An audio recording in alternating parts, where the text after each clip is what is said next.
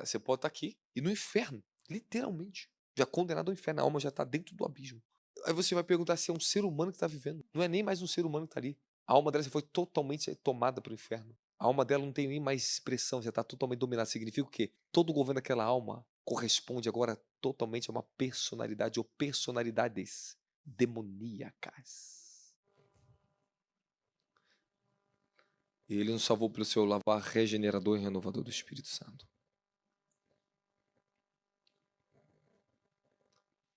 Falem, renovador, regenerador. Okay, então. Quando Deus está regenerando, algo ele está renovando. Amém, amém? Então, isso aqui é importante. Olha lá. Beleza, você está no reino do Espírito, seu Espírito tem uma carga de unção e poder em você. Ok? Beleza. A sua alma ela tem uma habilidade, escuta isso aqui talvez você nunca ouviram falar, isso aqui talvez nem entende isso. Amém? Fala, a minha alma, ela tem uma habilidade de tabernáculo. Vou te falar essa palavra assim para você poder entender. Tabernacular, ok? Fazer tabernáculo. Ela entra com o espírito, ou ela entra com os demônios, ou ela entra no reino do seu próprio espírito humano. O que é a alma do homem? Amém? A alma do homem é uma personalidade, é uma entidade. Ok? Falar alma humana é uma entidade. Que esta alma, ela necessita ser vestida, ser reformada. Isso aqui é profundo. Ela desenvolve, olha, escuta, isso aqui é sério, tá? Quando o Espírito Santo ele te dá a unção e o poder, isso vem corporalmente em você. Isso vem para a dimensão da sua alma. A sua alma, eu estou te falando, o seu ser natural. Amém? Desenvolve a habilidade. Amém, amém? A alma que o seu ser natural desenvolve. Vou pedir silêncio vocês, a organização aqui dentro. De acessar reinos. A sua alma, quando ela está se identificando com as forças caídas, mesmo que você não sabe que é uma força caída, mas depressão vem de uma força caída. Quando ela se identifica com esse pensamento e com esses sentidos que esses espíritos dão, a alma fica presa. O espírito não consegue se expressar, porque ele depende da alma para se expressar.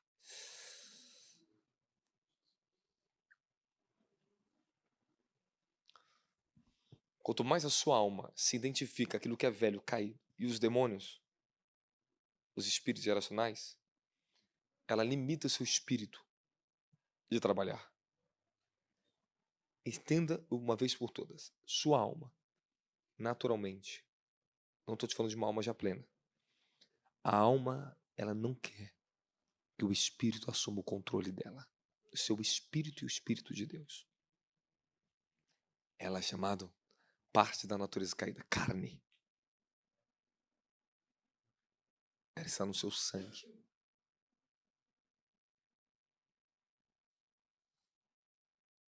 A alma é o governo intermediário entre dois reinos.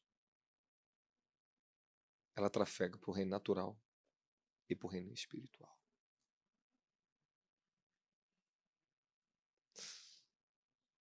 O teu espírito, mano. Obrigado, Jesus. Muito obrigado.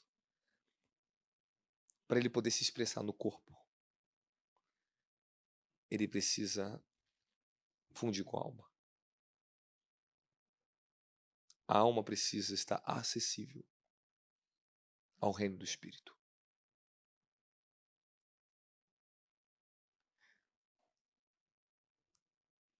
A alma é uma intermediária entre dois reinos. Criada para transportar o espírito humano. para o reino físico.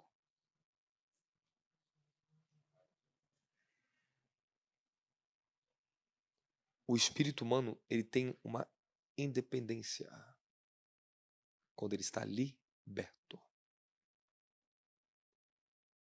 Ele ganha autonomia e governo, porque a alma se sujeitou ao reino do espírito, foi dominada. Calma. Calma. Paulo nos ensina aqui em Colossenses 3 em diante. Ele nos ensina em Efésios 4 para a gente dominar os instintos carnais e se despir deles. Sujeitai. Fazer que o corpo se sujeite. Sujeitai os vossos corpos, sujeitai a vossa alma. Sujeitai a obediência ao Senhor. Sujeitai. Ele fala, sujeitai a vossa alma, sujeitai a vossos corpos. Em N versículos. Romanos 6, Romanos 8, Romanos 5, Colossenses 3, Efésios 3.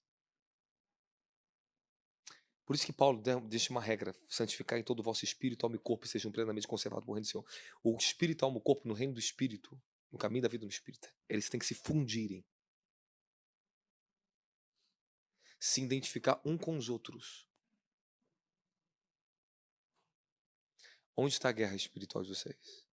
É que as forças geracionais, os espíritos geracionais, presta atenção, filha. A maioria, vamos colocar 80% da sua guerra. Eu vou colocar de vocês que já batalham em certo nível no reino, medianamente. Você já luta por algum propósito da igreja, entre vocês. Então vamos supor que 80% da sua luta que você tem na Terra hoje, ela é advinda de espíritos geracionais, linhagem de pai e mãe. Os outros 20%, ela vem. Vou colocar 10%, vou colocar só para você poder entender. Espíritos regionais e batalhas espirituais que elas vêm de pessoas que estão perto de você. Então, raramente, você vai lutar com uma força desconhecida no sentido que não conheça a sua geração, que esteja ligada aos portais que foram abertos pela iniquidade geracional do seu pai e de sua mãe, das gerações de seus pais.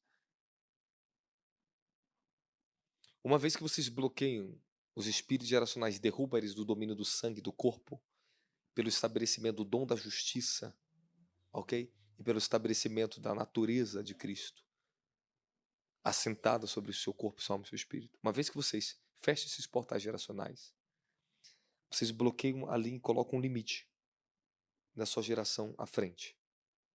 Amém? Eles não têm mais um acesso legal. Porém, tome cuidado com isso aqui que eu vou ensinar. Eles estão aprisionados num portal, porque vocês fechou a porta. Eles não deixam de existir. Eles só estão impedidos, amarrados. Alguns de vocês tiveram capacidade de jogar em abismos que eles nunca mais voltarão. Outros vocês não conseguiram ainda. Meu Deus do céu. O que eu estou ensinando para vocês aqui, Jesus? Eu já tive experiência quando eu estava no monte, um jejum intenso, que eu via fechando o portal das gerações do inferno, que estava nas minhas gerações. Todas as gerações do meu pai e minha mãe. Todas as gerações deles, anteriores. Eu fechava o grande portão.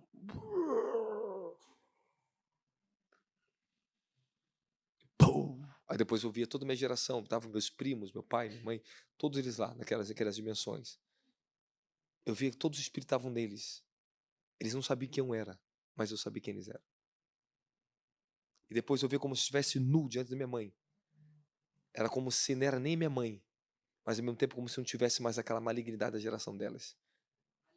Você entende isso? Então, há uma luta que você vai ter que entender agora o que eu vou te falar sobre a vida no espírito, porque eu não posso ficar normalizando isso à dimensão humana e ficar flexionando demais para vocês.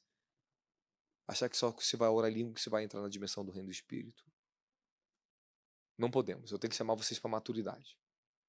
Eu tenho que chamar para você, quando você vai se tornando maduro no reino, você vai alcançando a capacidade de se crucificar. De anular a si mesmo. Se despir do velho homem.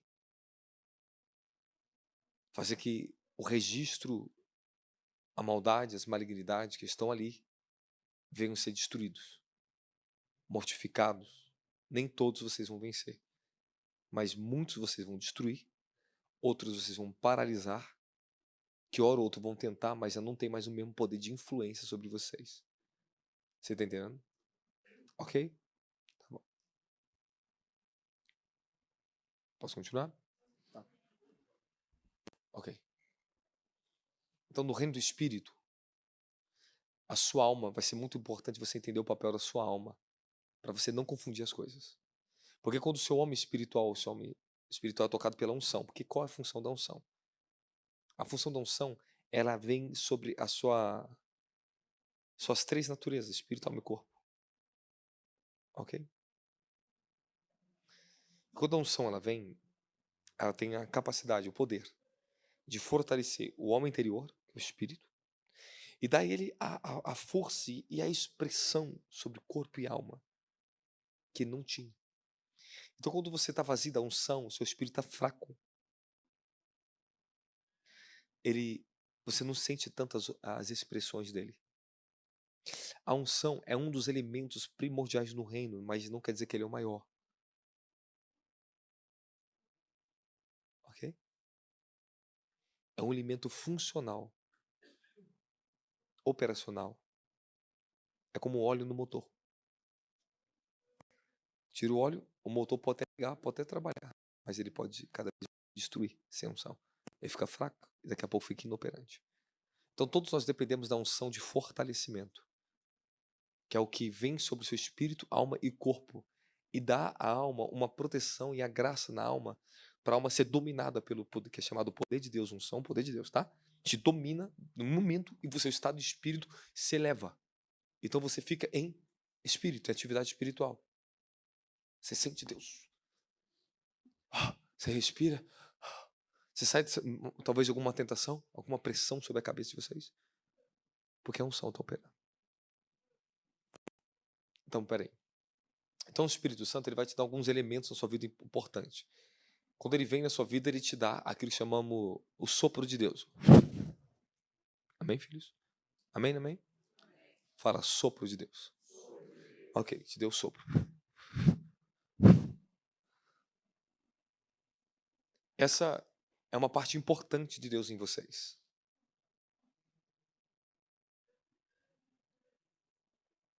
Ok? Mas é só um sopro.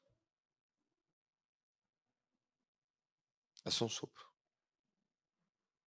Quando o Senhor ele formou o homem do pó da terra, ele soprou.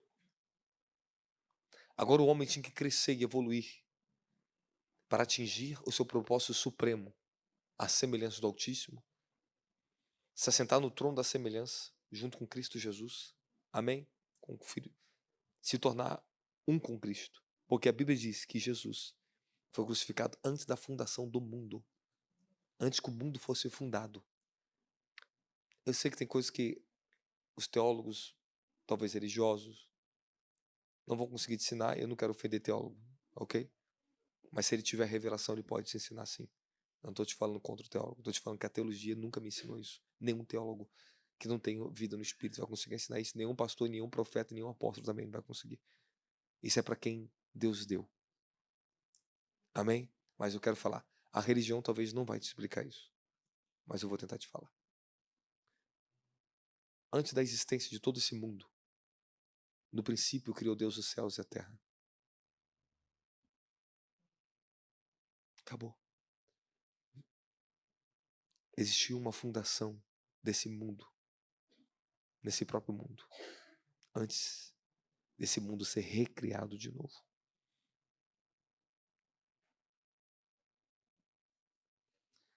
No princípio criou Deus os céus e a terra.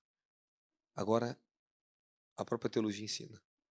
Esse princípio é um universo infinito, antes de tudo ser reformado de novo. A terra já estava aqui e cheia de água. Da onde vem a água, da onde vem essa terra? Porque você não vê nenhum momento Deus criando agora a terra de novo. Mas essa terra é aquela do princípio.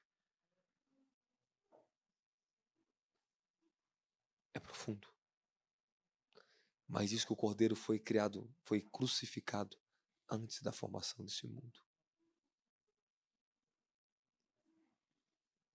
Antes que vocês viessem na terra. Antes que você fosse formado, Jeremias, do ventre da tua mãe, eu já tinha te conhecido. Eu já te designei profeta sobre as nações, antes de tudo. Você aqui em cima já era profeta. Antes que você viesse à terra, Jeremias. Seu espírito já viveu todo o desígnio no céu. Seu espírito já foi designado para tudo isso aqui. Eu só te enviei à terra agora para você cumprir o propósito nessa terra. Para lutar contra o caos que está na terra agora, Jeremias. Então, existem muitas coisas que eu sei que posso chocar você se eu falar. Mas eu não quero falar humanamente com vocês. Não é o lado humano. É aquilo que o Senhor me deu esclarecimento. Então tem coisas que eu não ouso nem falar, embora eu sei uma interpretação. Eu tenho uma ciência de saber. Mas eu não quero saber muito. Eu estou esperando o momento que ele venha e me comunique. E me convide para falar para vocês. Enquanto ele não me convida, eu não vou te falar. Porque eu tenho vamos supor que de 100% que eu prego, vamos supor, tá? Eu não tenho como me julgar perfeitamente, porque só o reino do Espírito podia descer agora e me abrir e falar, olha, você é 99,9% fiel em toda a revelação, você dá 80% ou 70%, você dá pura revelação e outros 30% conhecimento humano, das suas experiências. Eu não sei dizer para você quantos por cento, mas eu sei dizer uma coisa. Eu tenho um nível de consciência tão forte no reino, que eu te prego tudo que é consciente, vívido e verdadeiro. Isso sim. Não preciso ficar formalizando coisas da mente humana, nem buscando conhecimento caído. Ele é revelado. Ele é intuitivo.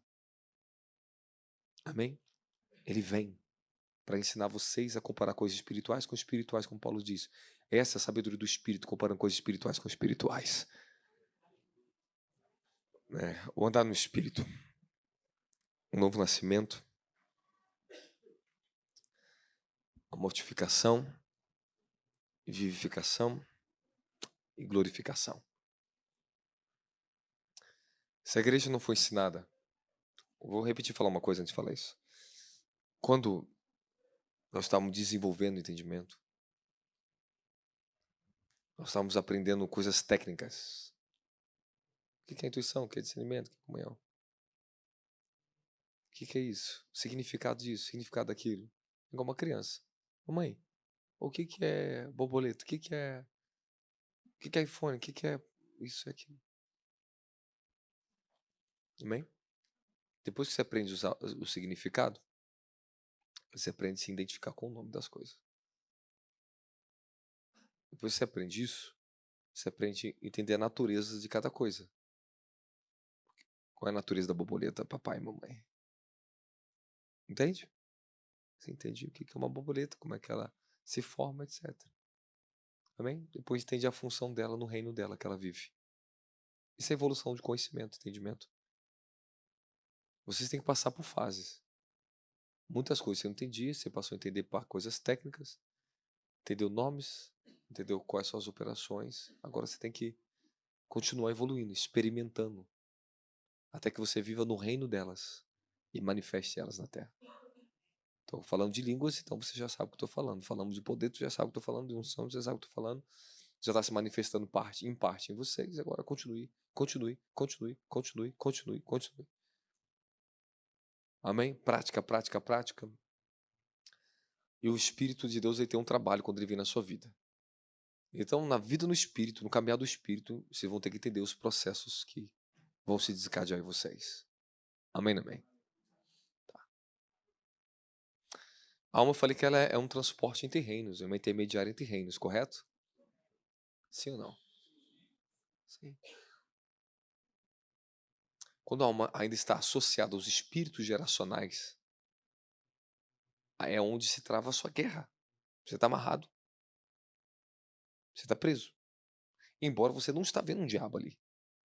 Mas a alma está respondendo e correspondendo espiritualmente a um reino que não é do seu espírito. E quais são os poderes que a alma tem? Vamos lá, eu vou te falar de alguns poderes, e um deles é a metamorfose. Ela tem o poder de se transfigurar, se transformar, como o espírito humano também tem. Você pode ser uma alma boa, mas você pode se tornar uma alma demoníaca. Você pode se tornar um diabo na Terra, por assim dizer. E seriamente, sério, sério, você pode se tornar tão perverso como o próprio Satanás. É sério. Isso é sério. E qual outros poderes que a alma tem? Um dos outros que ela tem poder de se fundir. Fusão. Uma alma faz pacto contra a alma, se funde. Qual outro poder que a alma tem? Não, deixa eu falar de fusão, peraí. Não só isso, a alma se funde com uma personalidade maligna.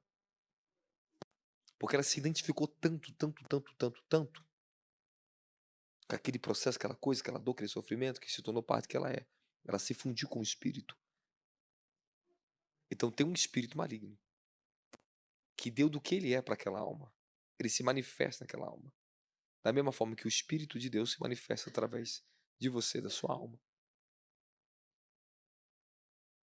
O seu espírito humano se manifesta através de sua alma. O Espírito Santo se manifesta através de sua alma. Tira a sua alma, você não vai ter expressão nenhuma. Nem no corpo, em nada mais. Vocês estão me ouvindo? Não. Quando a alma agora ela é roubada, capturada por entidades de alto nível,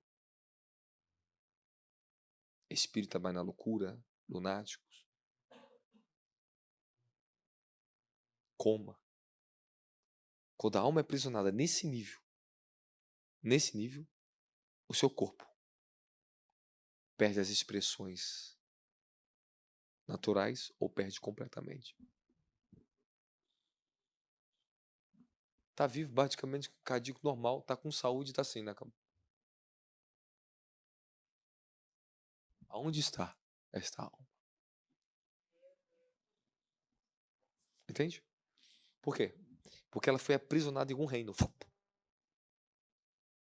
De alguma forma, Satanás conseguiu. Ah! Então a alma é dimensional. Então ela é multidimensional. Anote, a alma é multidimensional. Por quê? Porque ela tem poder, ela tem habilidade de entrar em múltiplas dimensões.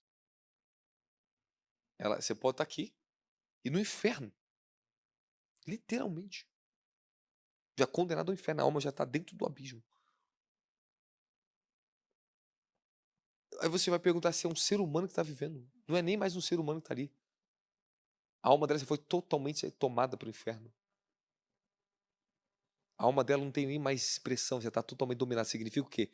Todo o governo daquela alma corresponde agora totalmente a uma personalidade ou personalidades demoníacas. As entidades, elas vão entrando. Vá, pacto, vulto, ganha poder. Eles acham que estão com poder ainda, porque eles ainda têm sensibilidade, e ainda desejo, e ainda tem uma automação dele que eles ainda conseguem decidir certas coisas. Tem o livre-arbítrio ainda. Até que eles percam o livre-arbítrio. No sentido de quê?